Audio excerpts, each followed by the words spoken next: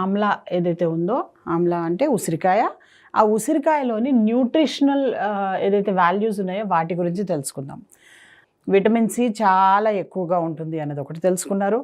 రెండోదేంటంటే vitamin A, B complex, దానిలో ముఖ్యంగా riboflavin, niacin, folic acid చాలా ఎక్కువ మోతాదులో ఉంటుంది. మిగతావన్నీ ట్రేసెస్లో ఉంటాయన్నమాట.